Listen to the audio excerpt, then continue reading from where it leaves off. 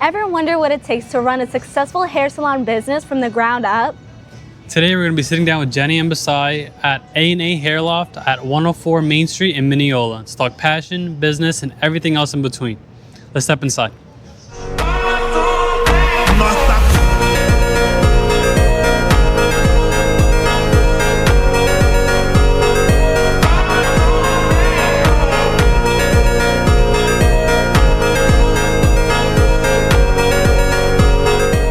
Hi, my name is Jenny, and I am currently the owner of A&A Hairloft here in Mineola.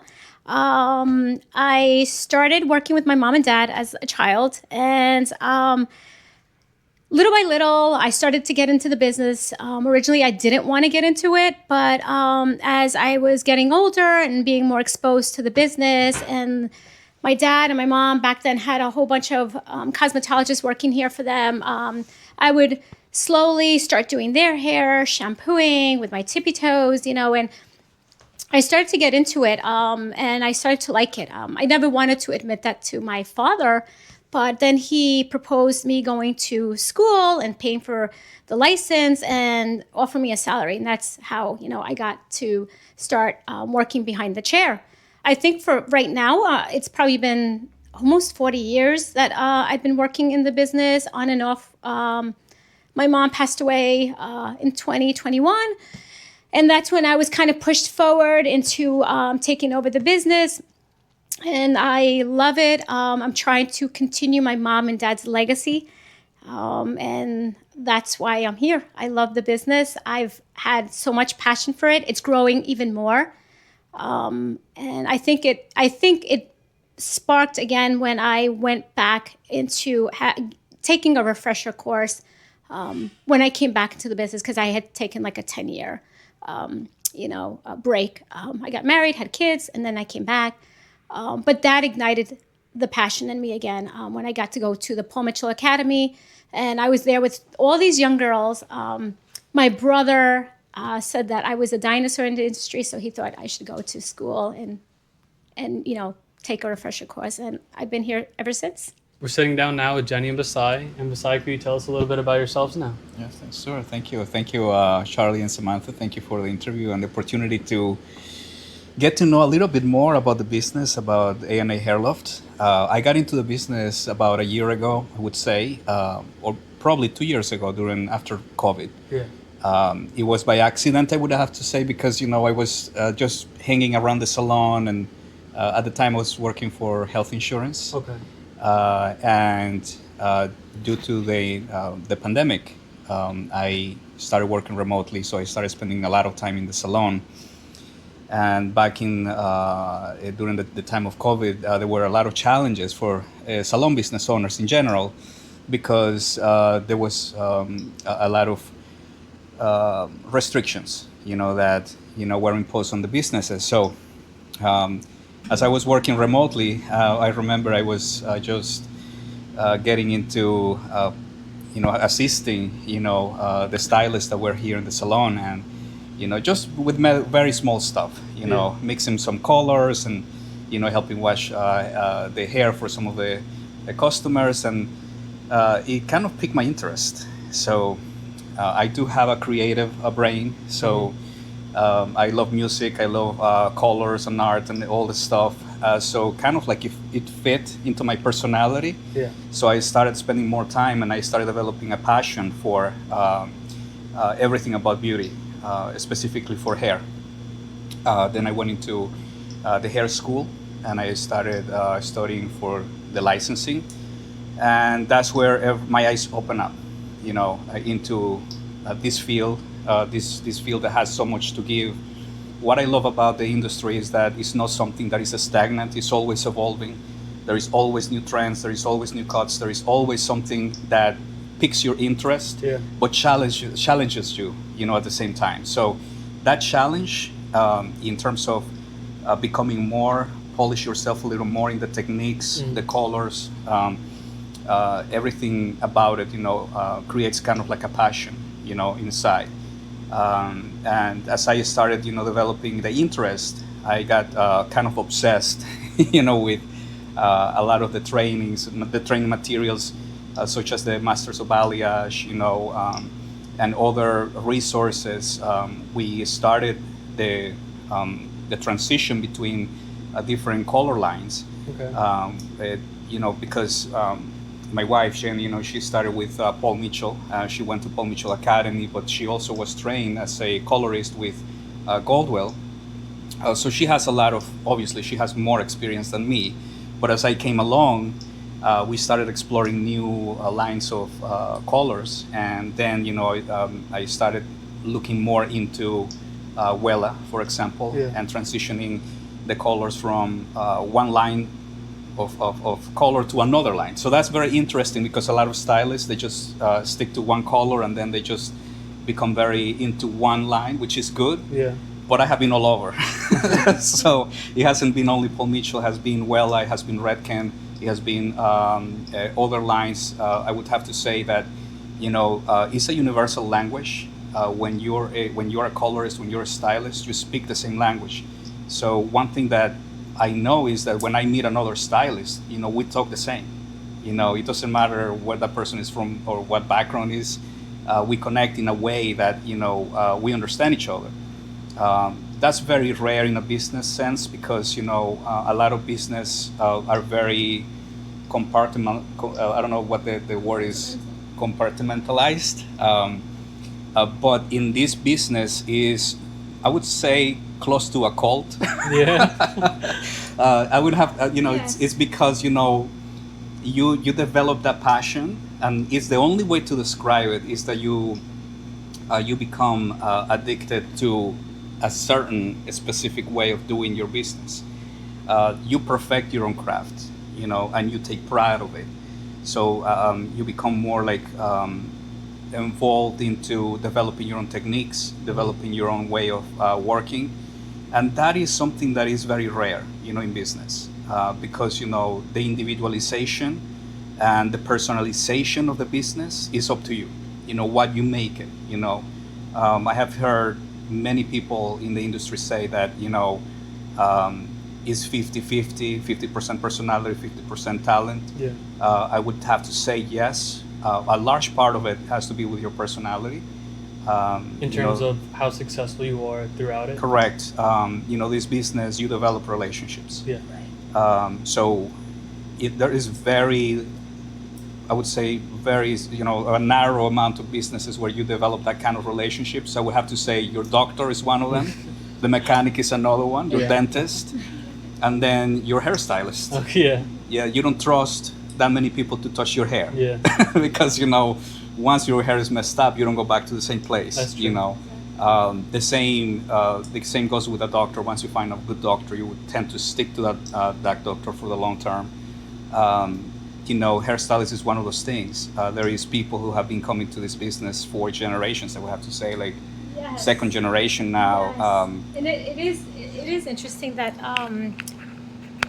we have clients that come here 30, 40 years, and I've met the parents as I was growing up, and then I see their children and now grandchildren, and so it's wonderful because it's each salon builds its own culture, and has its own dynamics, and we're individuals, but at the same time we're like a team, and so not everybody fits into that dynamic, and so you have to look for special people who are able to fit and understand your clients' needs, so as you get to know them, they trust you, and boy, do they trust you. He started here in 2020, he started hanging out here, and he would see me with a client, and he would be working, and he'd be hearing the conversation. He'll turn around and look at me like, and then he's like, I'm like, it's like what they say in Vegas, right? What happens in Vegas stays in Vegas.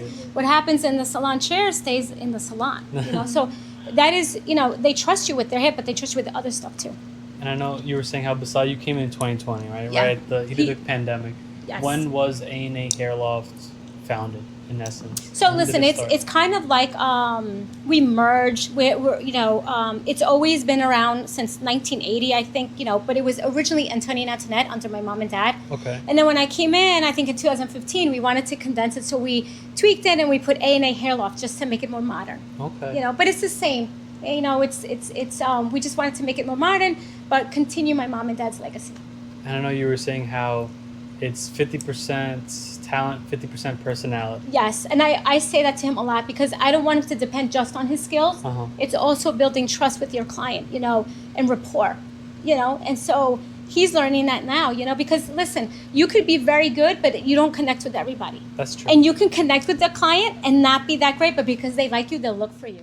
So in this business is very critical that you calculate your margins and you calculate how much you have at the end of the month after all your expenses. Is very individualized in the sense that you have a lot of stylists that it's different structures. You will see salons that work on a commission structure.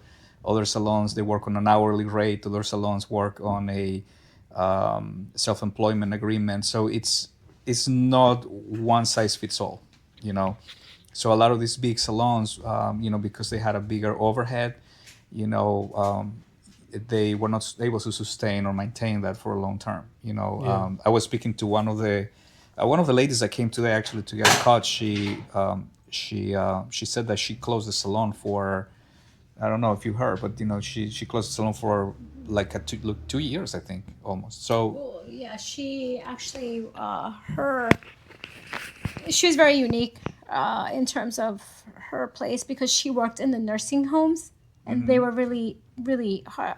They were hit hard, during the pandemic. And so she had to close her salon, which is in those places like assisted living, so she wasn't able to open because that nursing homes and assisted livings were really, people were dying, unfortunately, the older, people, and which, I think to our situation is so unique because back then it was, we've always had 5 to 6 chairs, but there was only 3 of us working at that time.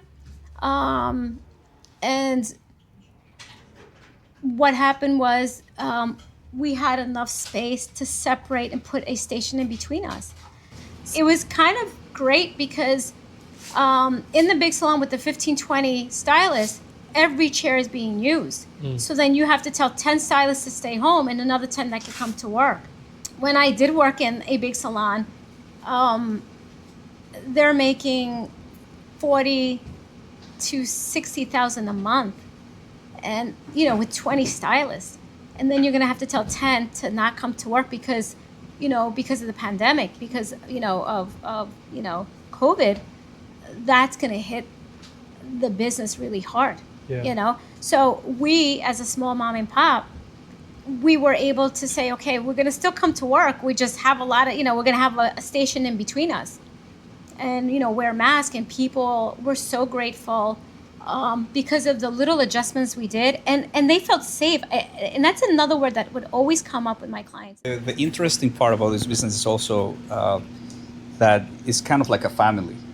It's very hard to describe, but when people come here, sometimes they just want to vent. Sometimes they just want to have an ear. So as you are working, Or feel good. Right? Yes. They have moments where they're feeling like very down. Right. Or something happened, and they don't necessarily always tell you everything, but the greatest feeling is when they get out of your channel, they're like, oh my gosh, I feel so good. This is what I needed. And you don't know what they're going through, but it makes you feel good. Gosh, I have so many stories of like watching my mom be a therapist and a hair therapist.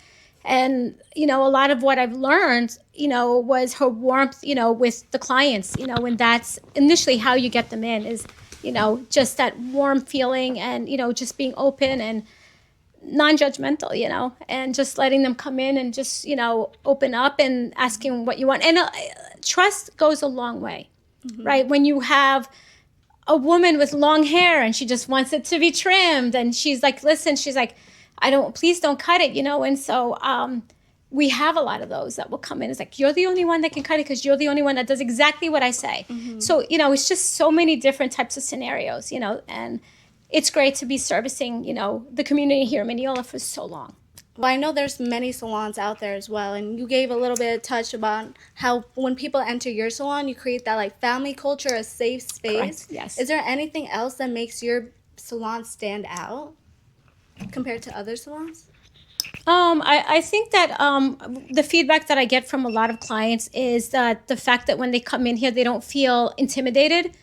A lot of salons, I'd have to say mainly the big salons, they feel like just a number, and it's just another person, and there's no relationship, and they've one of the biggest compliments that I just got maybe like 2 weeks ago was a young lady that came in here to get a balayage. And she sat in this chair and she said to me, she goes, I always feel so much peace when I come here. And I was like, and a lot of people tell us that, right?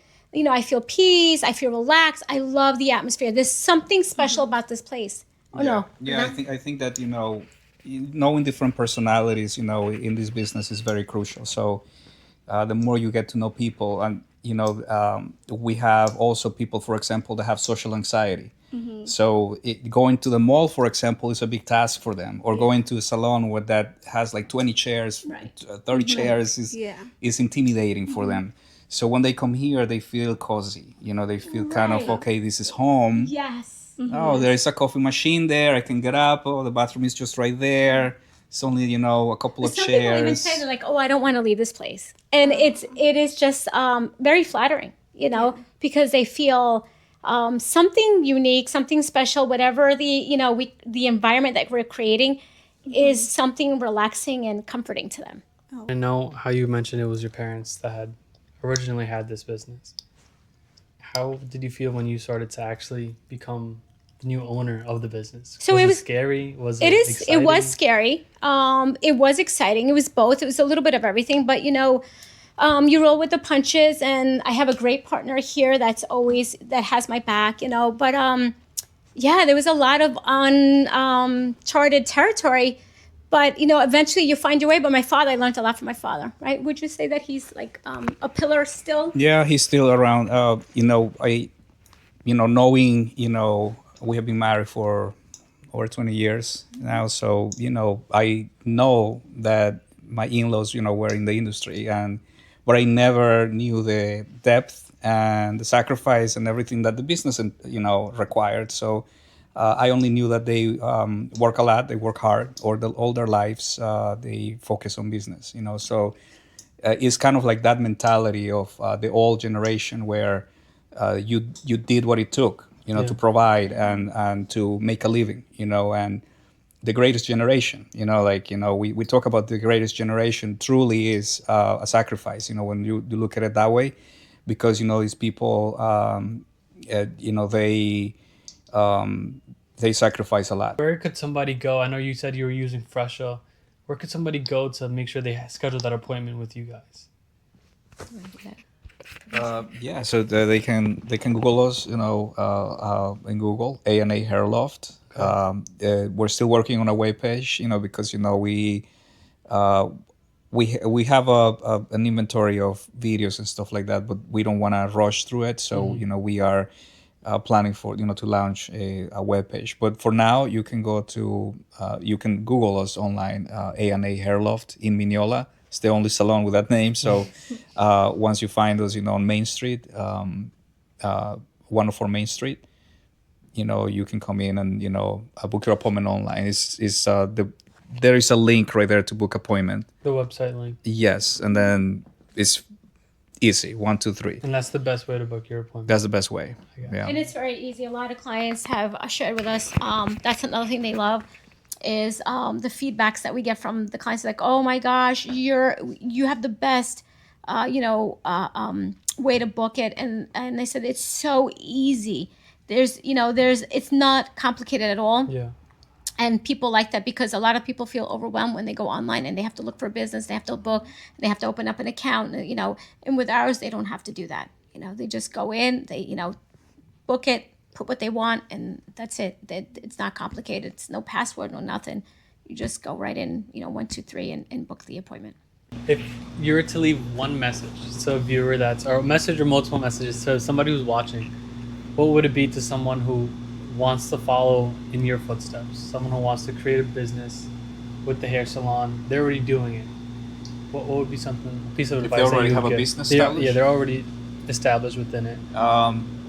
Well, if they already have established business, never stop reinventing, yourself. So I think, it's it's like, either you are a lake or you are a river, Okay. So for me, flow is very important. Like, in being tuned with what's going on in your community, being tuned with the latest techniques, stay motivated.